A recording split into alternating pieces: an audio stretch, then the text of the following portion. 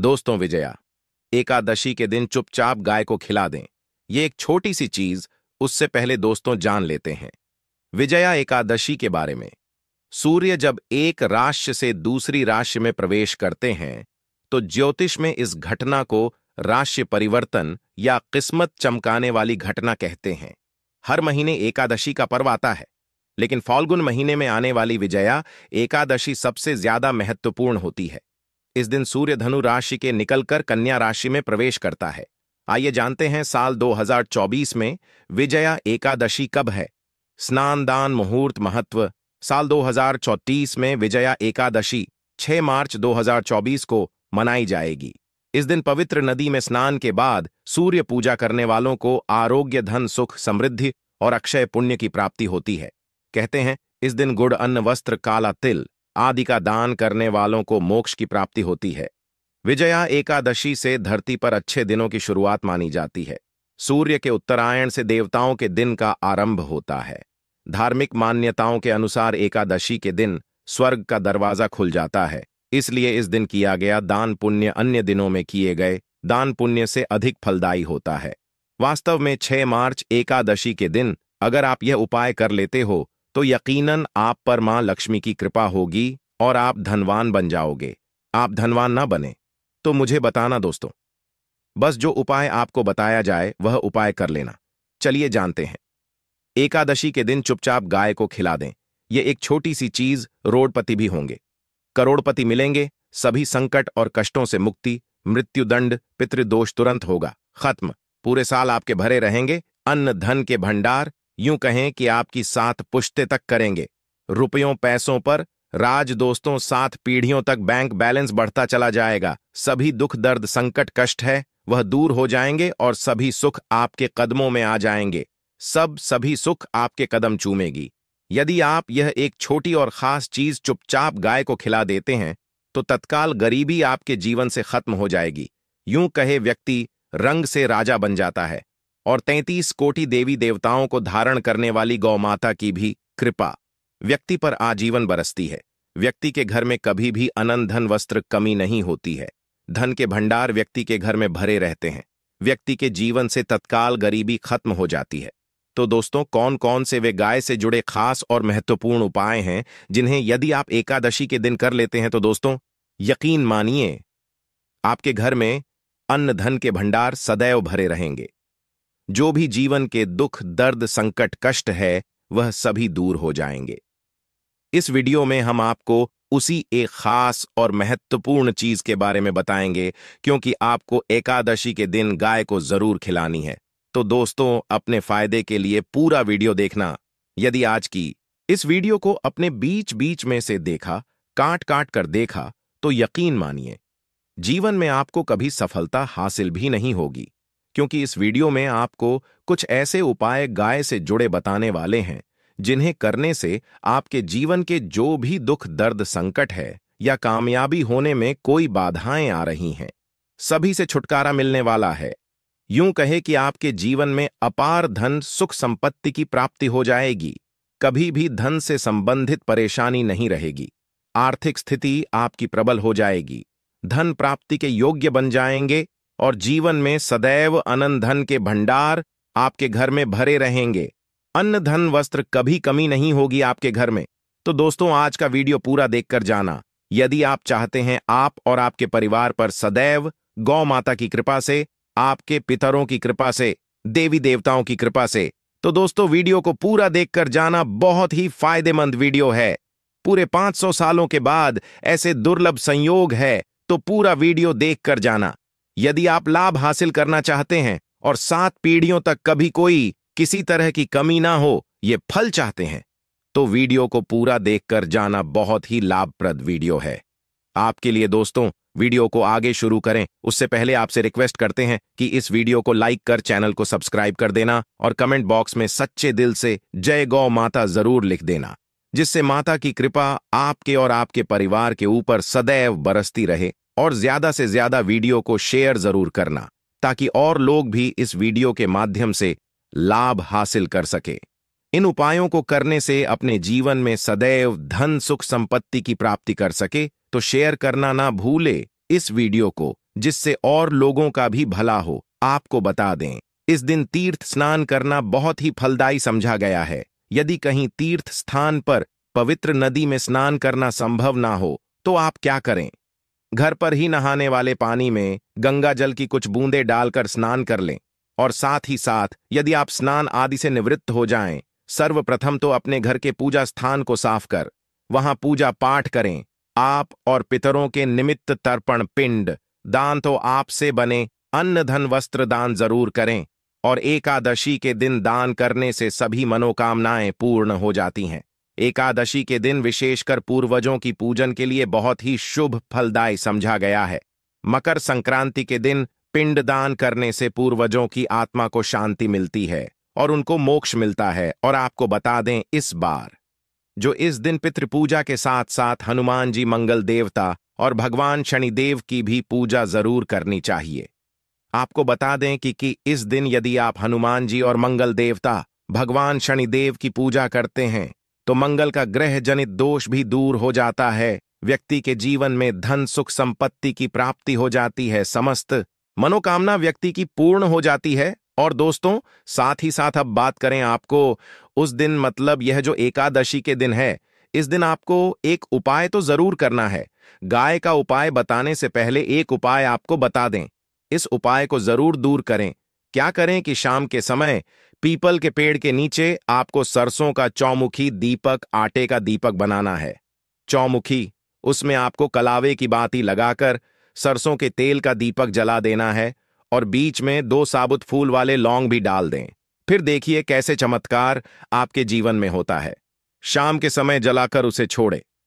मनोकामना मांग कर दोस्तों, 21 दिनों के अंदर आपकी वह मनोकामना पूर्ण ना हो जाए तो हमें बता देना। बहुत ही प्रभावशाली उपाय बताया मैंने आपको, बहुत ही दुर्लभ से दुर्लभ है। इस बार नए वर्ष के उपाय को जरूर करें। यह उपाय जो है बहुत ही आपको लाभ देगा। और अब बात करें गाय से जुड़े कौन कौन से उपाय आपको इस दिन, मतलब गाय से जुड़े उपाय जिन्हें करने से व्यक्ति को 7 पीढ़ियों तक बैंक बैलेंस की कमी नहीं होती।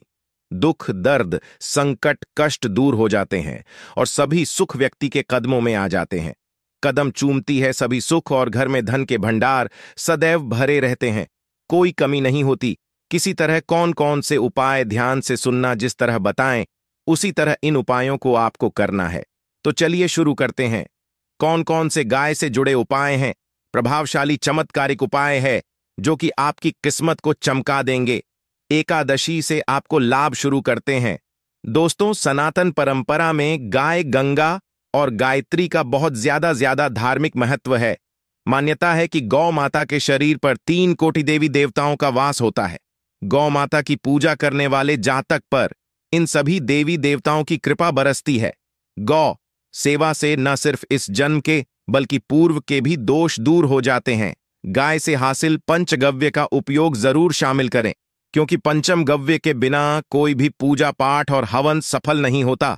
या दोस्तों, गौ कृपा पाने के लिए प्रतिदिन, सप्ताह अथवा महीने में परिवार समेत एक बार गौशाला जाने का नियम जरूर बनाएं और वहां गायों को हरा चारा जरूर खिलाएं। इससे आपको शुभ फलों की प्राप्ति होगी और साथ ही साथ गौ सेवा और गौ पूजा से 9 ग्रह शांत हो जाते हैं और इनसे जुड़े दोषों का निदान हो जाता है। गर्मियों में गौ माता को पानी पिलाएं और सर्दी में गौ माता को गुड़ जरूर खिलाएं। ध्यान रखें कि गर्मियों में गाय को गुधिया। अनेक देवी देवताओं को अपने ने शरीर पर धारण करने वाली गौमाता से जुड़े कई शुभ और अशुभ संकेत भी होते हैं। मसलन गाय का दूध दुहते समय यदि गाय ठोकर मार दे और सारा दूध बिखर जाए तो अपशगुन होता है।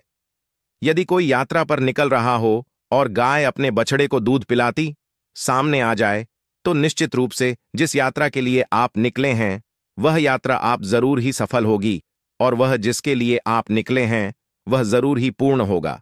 यात्रा पर जाते समय बाईं ओर गाय की आवाज आना और रात्रि में गाय की हंकार करना भी शुभ होता है। दोस्तों, साथ ही साथ गाय के साथ आप भूलकर भी दुराचार ना करें, अन्यथा मिलता है घोर पाप और जीवन भर की परेशानियां बनी रहती हैं। जी हां दोस्तों, गाय को राष्ट्रीय पशु बनाए जाने और इन्हें मौलिक अधिकार दिए जाने की बात हो रही है तो सवाल उठता है। गाय संस्कृति का अहम हिस्सा है तब भी गाय के साथ लोग खराब व्यवहार कैसे कर लेते हैं। गाय दर दर भटकती रहती है, भरपेट इन्हें चारा तक लोग नहीं देते। गाय जब तक दूध देती रहती है तो उनकी सेवा होती है, और जैसे ही दूध देना बंद कर देती है तो लोग इन्हें उनकी किस्मत पर छोड़ देते हैं, सड़कों पर और गलियों में भटकने के लिए। ऐसे में गोवंश जीवों को कोई डंडे मारता है तो कोई पानी डाल देता है, कभी वाहनों की चपेट में आ जाती है तो कभी बीमार होकर बेचारी यह गाय दम तोड़ देती है। ऐसे में जरूरत है इन बातों को जानने की। गाय को लेकर शास्त्रों में क्या कहा गया है, गाय के साथ आपको कैसा व्यवहार करना चाहिए। दोस्तों, गाय को कभी भी मारना पीटना नहीं चाहिए। शास्त्रों में गाय को माता का दर्जा दिया गया है। गाय को मारने वाला माता को मारने पीटने वाले के समान पाप का भागीदार समझा जाता है। नरक लोक में वर्षों तक कष्ट भोगना पड़ता है, अगले जन्म पशु योनि में मिलता है। कथा है कि गौतम मुनि ने गलती से गाय को डंडा मार दिया था, जिससे गाय की मृत्यु हो गई थी, और इस पाप से मुक्ति के लिए इन्हें वर्षों तक तपस्या करनी पड़ी। भगवान श्री कृष्ण जी ने बैल स्वरूप में आए वृद्धाश्रम का वध कर दिया था, जिससे मुक्ति के लिए भगवान श्री कृष्ण को संपूर्ण तीर्थों को एक कुंड में बुलाना पड़ा, और इस कुंड में स्नान से वह पाप मुक्त हो गए थे। दोस्तों, साथ ही साथ पानी पी रही गाय को भगाते हैं, वे घोर पाप के भागी बनकर नरक भोगते हैं, ऐसा पुराणों में बताया गया है। जबकि जो लोग गाय के लिए प्याऊ और चार बनवाते, वह महाभाग्यवान होते हैं। ऐसे लोग घोर पाप से मुक्त होकर स्वर्ग पा जाते हैं और बड़े ही धनवान कुल में जन्म लेकर सुख भोगते हैं। और साथ ही साथ आराम कर रही गाय को कष्ट देकर कभी भी उठाना नहीं चाहिए। कहते हैं कि जिस स्थान पर गाय बैठी है वहां से नकारात्मक ऊर्जा खत्म हो जाती है। गाय के बैठने की जगह को जो लोग नियमित साफ रखते हैं, वह जन्म में किए गए जाने अनजाने में पापों से मुक्ति हो जाती है और गोलोलोक में स्थान पाते हैं। गाय को डंडा मारकर उठाना, पानी डालकर उठाने से मनुष्य पाप का भागी बनता है और अगले जन्म में उसे दर दर भटकना पड़ता है। और साथ ही साथ शास्त्रों में बताया गया है कि गाय का दूध उसके बछड़े के लिए होता है। गाय के बछड़े से बचा हुआ दूध ही मनुष्य को लेना चाहिए, परंतु कुछ लोग एक बार गाय को दूध लेने बाद फिर से बछड़े के लिए बचा हुआ दूध भी धो लेते हैं। ऐसा करना घोर पाप कहा जाता है। ऐसे दूध को धोने वाला और ग्रहण करने वाला दोनों ही पाप के भागी बन जाते हैं।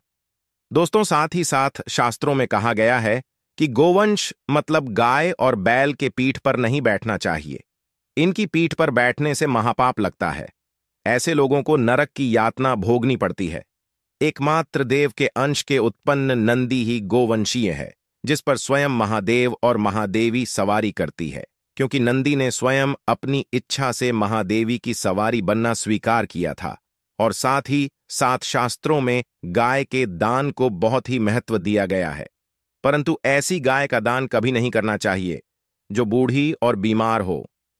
कठोपनिषद में नचिकेता की कथा भी इस संदर्भ में है कि जिस नचिकेता ने पिता द्वारा बूढ़ी गाय को दान करने पर आपत्ति जताई थी, दूध देने वाली और बछड़े सहित जो लोग गाय का दान करते हैं, वह महान पुण्य को हासिल करके स्वर्ग में स्थान पाते हैं। दोस्तों, साथ ही साथ सूर्य चंद्र मंगल शुक्र की युक्ति राहु से हो तो पितृदोष होता है। यह भी मान्यता है कि सूर्य का संबंध पिता से एवं मंगल का संबंध होने के कारण सूर्य यदि शनि राहु या केतु के साथ स्थित हो या दृष्टि संबंधी हो तथा मंगल की युति राहु या केतु से हो तो पितृदोष होता है। इस दोष से जीवन संघर्षमय बन जाता है। यदि पितृदोष हो तो गाय को प्रतिदिन या किसी भी एकादशी को या किसी पूर्णिमा के दिन, अमावस्या या किसी भी खास दिन पर रोटी गुड़ चारा खिलाने से पितृदोष खत्म जाता है। साथ ही साथ गाय की पीठ पर जो कुबड़ बना होता है वह बृहस्पति गुरु है। अतः जन्मपत्री में यदि बृहस्पति अपनी नीच राशि मकर में हो या अशुभ शिवलिंग में जा रहे हो और सामने से गौ माता आती हुई दिखाई दे, तो गौ माता को अपनी दाहिनी ओर से जाने देना चाहिए। आपकी यात्रा जरूर ही सफल होगी। और जिस घर में गाय होती है उसमें वास्तु दोष स्वतः ही खत्म हो जाता है। और साथ ही साथ आपको बता दें कि गाय को आप भी रोटी बनाएं, प्रतिदिन ताजी रोटी ही बनाएं। गाय को अगर आपने रोटी बनाई है तो कोशिश करें कि उस रोटी को आप तुरंत ही गाय को दे दें। अगर आप उस रोटी को रख दें और उस रोटी को अगले दिन देंगे तो वह रोटी बासी मानी जाएगी। गाय को कभी भी बासी रोटी ना दें, इससे घर में नकारात्मक ऊर्जा वास करती है और जो भी काम आपके बनने वाले होंगे वह काम भी आपके बिल्कुल भी नहीं बनेंगे। इससे आपके घर में हमेशा दर्द देवता का वास रहेगा और आप जिस भी काम को करेंगे उस काम में आपको हमेशा असफलता ही हाथ लगेगी। इसलिए कोशिश करें गाय को रोजाना ताजी रोटी बनाकर खिलाएं और रोटी को बिल्कुल ना रखें। बासी रोटी गाय को ना दें और साथ ही साथ सड़ी गली चीजें गाय को नहीं खिलानी चाहिए। घर में कोई फल है, कोई सब्जी है, सड़ जाए तो लोग क्या करते हैं, गाय को देते हैं। नहीं, ऐसा नहीं करना चाहिए। ऐसा करने से यदि आप गाय को खिलाते हैं तो आप पाप के भागी बन जाते हैं। आप बिल्कुल सड़ी गली चीजें गाय को ना खिलाएं और साथ ही साथ एकादशी पर आटे की 11 लोहियां बनाकर उनके ऊपर हल्दी लगाएं। इसके बाद गाय को खिलाएं। हर एक लोही को खिलाते समय गाय के सिंघोवाल आपके जीवन में खुशियां ही खुशियां होंगी। और एक बार एकादशी पर आप 7 बार गाय की परिक्रमा भी कर लें तो आपके समस्त काम होंगे। और एकादशी पर साथ ही साथ आप गाय को जब भी रोटी दे, रोटी पर या तो आप थोड़ी हल्दी लगा लें या थोड़ा गुड़ रख लें। अगर गुड़ ना हो तो आप थोड़ा घी रख सकते हैं। दोस्तों, गाय को कभी भी सूखी रोटी ना खिलाएं। सूखी का मतलब गाय को रोटी खिलाए, उस पर कुछ ना कुछ रख कर खिलाएं। हल्दी रख ले, गुड़ रख ले, मिश्री, घी या जो भी रख ले, मतलब खाली नहीं खिलानी है। इतना करने मात्र से आपके जीवन के सभी दुख दर्द समाप्त हो जाएंगे। दोस्तों, ये थे गाय से जुड़े कुछ महत्वपूर्ण उपाय, कुछ बातें जिन्हें आपको ध्यान में जरूर रखना चाहिए। दोस्तों, वीडियो अच्छी लगी हो, वीडियो को लाइक करें, ज्यादा से ज्यादा शेयर करें और हमें सब्सक्राइब जरूर करें।